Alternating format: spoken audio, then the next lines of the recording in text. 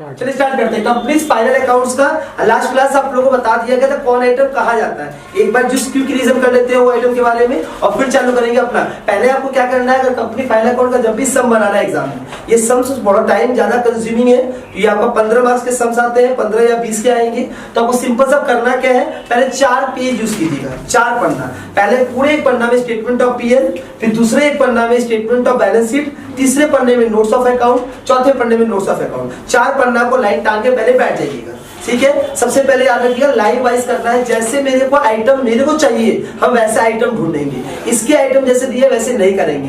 पहले हम लोग जब फाइनल अकाउंट करते थे simple trading PL balance sheet का, उसमें हम लोग क्या करते थे, सिंपल हम उसे करते थे, जैसे हमको आइटम मिलता है पोस्टिंग कर जाते थे, वैसा ये स्टेप नहीं है। हमको पहले यहाँ पूरा आइटम यहाँ उतार देना है, नोट्स ऑफ अकाउंट तुरंत चलता जाएगा।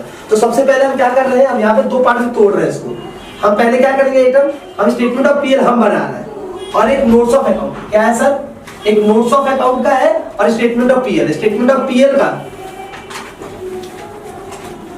स्टेटमेंट ऑफ पीएल का नोट्स ऑफ अकाउंट जो होगा, नोट्स ऑफ अकाउंट यही बनाया जाएगा, ठीक है। इससे रिलेटेड पहले हम इंफॉर्मेशन करेंगे, इसकी बात करेंगे। इसको करने से पहले बिना सम्स पढ़े आप पहले पूरा डेटा लिख दीजिएगा। डेटा आपको सारा लिखना है, अगर कोई आइटम नहीं है तो उसको नील और डैश करके छोड़ देंगे, लिखेंगे पूरा। सबसे पहले आइटम का नाम होता है revenue from operation, revenue from, आप लिख दीजिए रिवेन्यू फ्रॉम ऑपरेशन। सेकेंड आपका आइटम क्या है, अदर इनकम। इन दोनों को जोड़ूंगा तो क्या आ जाएगा, टोटल इनकम। ये वाला पहले लिख दीजिएगा। इसके बाद थर्ड आइटम का नाम, थर्ड आइटम आपका टोटल इनकम है। चौथा आपका क्या है सर, एक्सपेंस है। क्या है, एक्सपेंसेस है। एक्सपेंसेस में कौन कौन सा एक्सपेंस है आपका, सबसे पहले एक्सपेंस का नाम है cost of raw material consume. क्या है, कॉस्ट ऑफ, आरएम का मतलब रॉ मटेरियल कंज्यूम। यहां पर याद रखिएगा 2 लाइन डालिएगा नोट्स ऑफ अकाउंट का नंबर लिखने के लिए, ठीक है। और सेकंड का नाम है परचेज। क्या नाम है, परचेज। सेकंड आइटम का नाम क्या है, purchase. Purchase of stock in trade, purchase of stock in trade. फिर थर्ड आइटम आपका जो है वो क्या है, थर्ड आइटम आपका है क्या नाम है, एम्प्लॉय बेनिफिट एक्सपेंसेस। क्या है, एम्प्लॉय बेनिफिट एक्सपेंसेस। उसके बाद नंबर चौथा क्या है, फाइनेंशियल कॉस्ट, फाइनेंशियल कॉस्ट।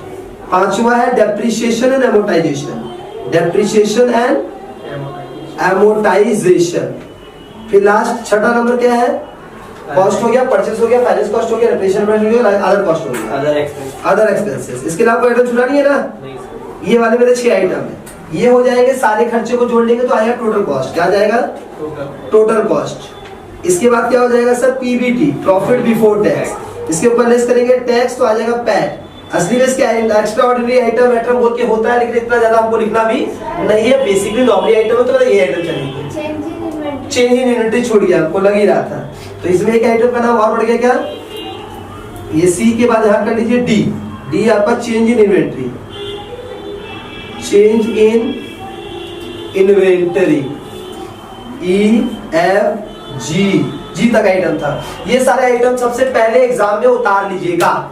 ये उतार लेने के बाद इसका पहले नोट से जो है फर्स्ट पन्ना और थर्ड पन्ना यूज करेंगे। क्या करेंगे, फर्स्ट पेज और थर्ड पेज यूज करेंगे, उसको करेंगे। सबसे पहले आपको क्या करना रहेगा, मान लीजिए कोई सम्स अगर आपको दिया हुआ है, उस सम्स का पहले पूरे डेटा को पढ़िए, उससे पहले एडजस्टमेंट पढ़िएगा कि वो एडजस्टमेंट क्या है, इसको इंपैक्ट डालता है कि नहीं डालता। मेन जो इंग्रेडिएंट एडजस्टमेंट आता है उसमें पहला होता है closing stock.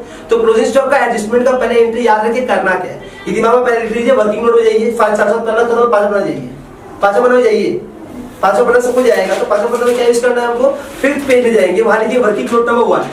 Working note use करना है 5 पन्ना में। वर्किंग नोट में लिखो पहले क्लोजिंग स्टॉक, लिखो क्लोजिंग स्टॉक, क्लोजिंग स्टॉक। पहले वो स्टेटमेंट हो गया, पीएल हो गया आपका, वो फर्स्ट हो गया, फिर छोड़े 4 पन्ना यूज कर लिए, 5वां पन्ना में जाइए, 5वां पन्ना जाके लिखिए वर्किंग नोट नंबर 1। वहां पर आप क्या यूज करेंगे, सबसे पहले हम सबको वर्किंग नोट को याद करवा दे रहे हैं, एक्चुअली याद करने के लिए। एग्जाम में यूज मत कीजिएगा, ज्यादा पर आइटम याद अपने आप हो जाएगा। अभी करने के लिए बताया जा रहा है। तो क्या करना है सिंपल सा, आपको पहले क्लोजिंग स्टॉक का एंट्री क्या होता है, लिखो क्लोजिंग स्टॉक।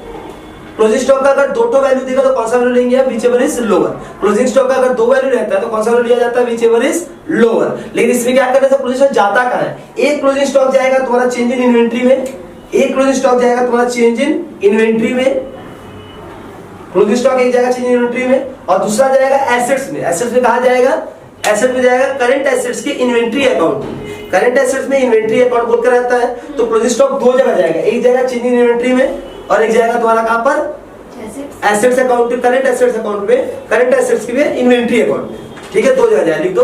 क्लोजिंग स्टॉक जब भी एडजस्टमेंट में दिया रहता है तो दो जगह जाता है, एक जाएगा तुम्हारा चेंज इन इन्वेंट्री में। किसमें जाएगा, चेंज इन इन्वेंट्री में। चेंज इन इन्वेंट्री का मतलब क्या होता है, opening stock minus closing stock. तो ओपनिंग स्टॉक तो आपको अभी टाइमलेस में मिल जाएगा तुमको, और क्लोजिंग स्टॉक जो नीचे एडजस्टमेंट दिया है तो उसका क्या करें, ओपनिंग स्टॉक से क्लोजिंग स्टॉक लेस कर दूंगा, और बैलेंस शीट के जो अकाउंट में जा लिखूंगा वहां पे क्या लिख दूंगा मैं, वहां पे जाकर मैं लिख दूंगा सिंपल सा करंट एसेट जहां लिखूंगा उसके नीचे इन्वेंट्री बोल के एक अकाउंट रहता है, उसी में जाकर इन्वेंट्री लिख दूंगा। क्लोजिंग स्टॉक का एडजस्टमेंट पक्का रहेगा, ये वाला कर लेंगे तो कोई दिक्कत आपको नहीं होगा। ये समझ आ गया।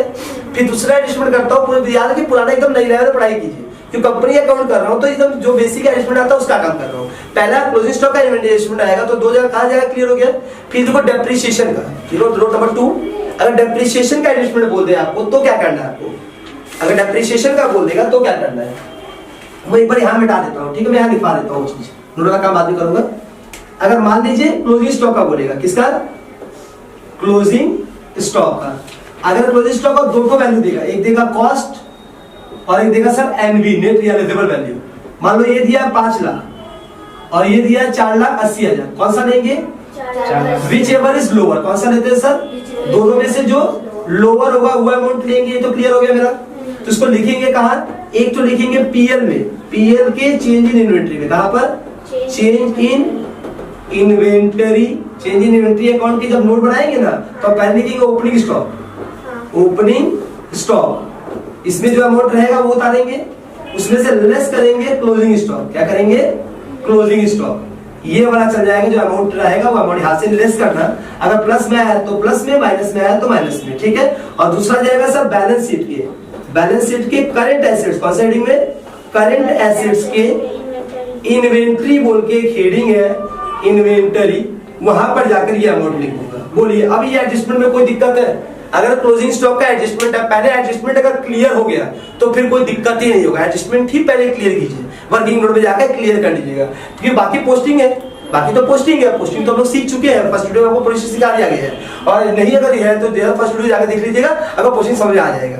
और पोस्टिंग अगर आपको आ गया तब जाके ये एडजस्टमेंट आपको आता कर पाइएगा। पहला क्लोजिंग स्टॉक का एडजस्टमेंट, किसी को कोई दिक्कत हो तो पूछ लीजिए, क्लोजिंग स्टॉक का एडजस्टमेंट किसी को कोई दिक्कत नहीं होना चाहिए मेरे हिसाब से। अगर इसका नहीं है तो सेकंड एडजस्टमेंट चालू करता हूं अपना। अगर सेकंड एडजस्टमेंट का बात करूंगा तो मेरा सेकंड एडजस्टमेंट किसी का होगा सर, डेप्रिसिएशन का। किसका, डेप्रिसिएशन का, डेप्रिसिएशन ऑफ फिक्स्ड एसेट्स, या तो amortisation of, amortization of intangible assets। ये दोनों का एंट्री क्या होगा, ध्यान से सुनिएगा। सर पहला क्वेश्चन, हम लोग पुराने क्या करते थे, अगर हम लोग पुराने, ऑलवेज दिमाग में पुराना बैलेंस शीट को करना आपको आना चाहिए। क्लास 11 12 का फाइनल अकाउंट अगर आपको आता है तो यहाँ पर आपको दिक्कत नहीं होगा। वहां पर क्या करते थे हम लोग, सर फिक्स एसेट से लेस करते थे और पीएल के डेबिट में लिखते थे, फिक्स एसेट से लेस करते थे, पीएल लिखते थे। तो सर अभी फिक्स एसेट कहा जाएगा, दो पॉइंट सर मेरे पास, एक पीएल में कहा लिखूंगा ये बताइए मुझे, और एक बैलेंस शीट में कहा लिखूंगा ये बता दीजिए मुझे। ठीक है, बैलेंस शीट में आपका टेंजिबल एसेट्स, टेंजिबल एसेट्स ये किसका हेडिंग में है, ये जो आपका नॉन करंट एसेट्स के पीपीई में, property plant and equipment heading के फर्स्ट हेडिंग में क्या है, टेंजिबल एसेट्स। उसके अंदर आप बैलेंस शीट का नोट बनाएंगे, वहां पर आपको लिखा रहता है टेंजिबल कौन सा, land and building, plant and machinery, furniture, picture, सब कुछ लिखा है उसके अंदर। वो टेंजिबल एसेट का जिस एसेट्स में बोलेगा उस एसेट का, जैसे मान लो लिखा है building, machinery, plant and machinery, क्या बोला, मान लो प्लांट एंड मशीनरी, ये अकाउंट अगर बोला है, मान लो ये है 5 लाख का और बोला 10% डेप्रिसिएशन, तो इसमें से लेस करना डेप्रिसिएशन, ये हो जाएगा 50,000, और ये 4.5 लाख रुपया कहाँ लिख दूंगा, पीपीई में, और ये 50,000 रुपया कहाँ लिखूंगा, ये डेप्रिसिएशन एंड एमोर्टाइजेशन हेडिंग है। देखो मेरा एक्सपेंस अकाउंट देखो ये लिखा है, डेप्रिसिएशन एंड एमोर्टाइजेशन एक्सपेंस में, आपको फाइनल एक्सपेंस के खर्चे में डेप्रिसिएशन एंड एमोर्टाइजेशन एक्सपेंस में बोल के ये अमाउंट चला जाएगा, कहाँ चला जाएगा, 50,000 रुपया। अगर डेप्रिसिएशन ऑफ फिक्स एसेट दे देगा तो या तो एमोर्टाइजेशन बोल देगा, तो एमोर्टाइजेशन का होगा सर इंटेंजिबल एसेट्स।